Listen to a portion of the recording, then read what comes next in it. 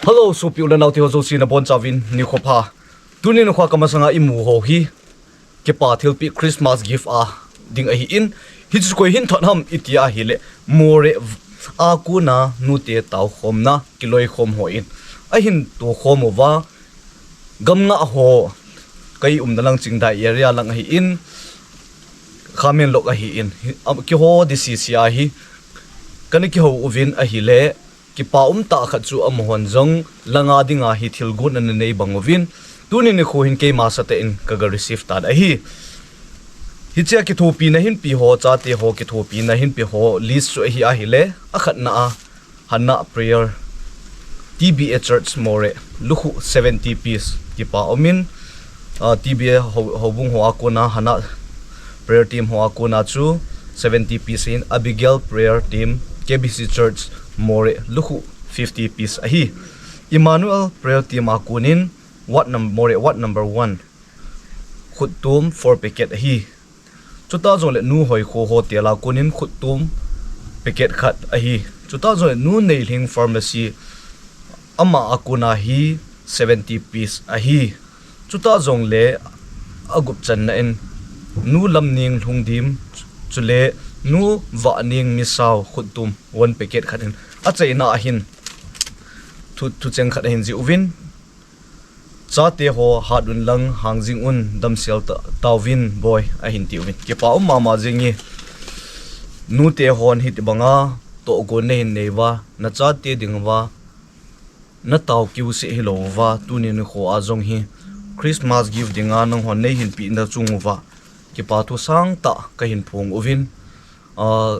gift kai hop du tiang wa hi lawang chun video he ka bol the ding ham ka bol the lo ding ham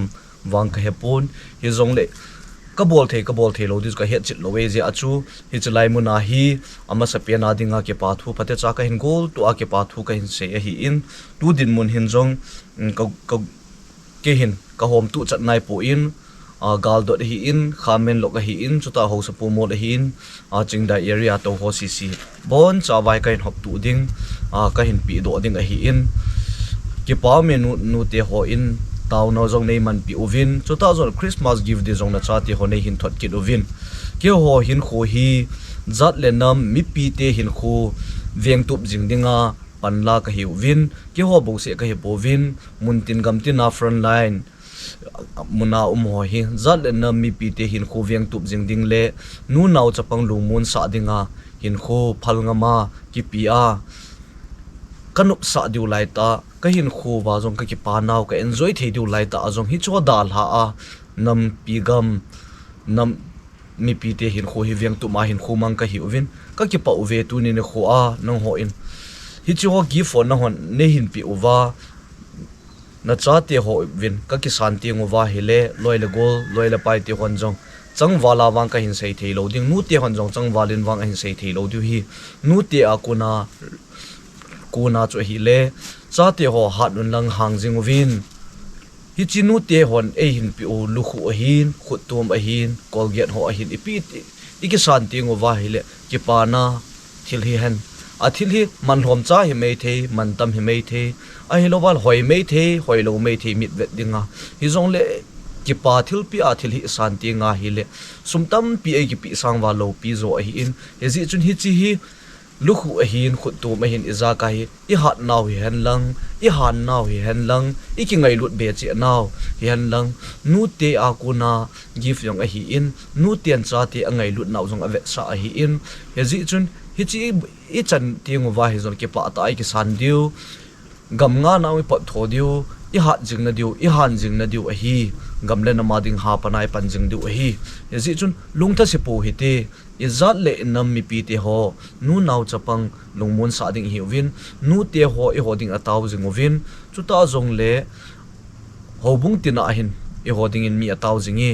ezi chun itha sit kom ting wa hele nu te taw na o chengyal do hitin nu te hon Christmas gift a hin pi ho jong hi gyal do te tia ka hin se a hi in iti ni kho a hoi lai mun ni mun li ta a hi ezi chun a phat chawang hi hung thung chat lo mai the aji chu khat ei pi ding khat hi ding hi chi hung hi ding a hi in ezi chun ha pan jing wote nu te ho ka ke pa uve na chate hlasam ka hiu ve thinglel ka hiu ve chon se ka hiu bo ve hi zong na chate dinga nei tau pi jing ta ti ho o chengza la hi tuni ni khochan ge ya hi gamle nam ka vian na wa jong buina ha sat na duty pu mu na jong loi le pai amolim sa khat len hi jong aum tai hi zong tuni chan ge dam lai cheng nang ho taw na zala pathian vian bit na ka chan wa hi ezi chun malama jong taw na ne hin gel do jing vin lang na chate ho vin jong jingkal nil ha in mai cham ka kisi mo vin nammi pi dingin ka hung taw jing vi tuni ni khu a loi le pai mun chuma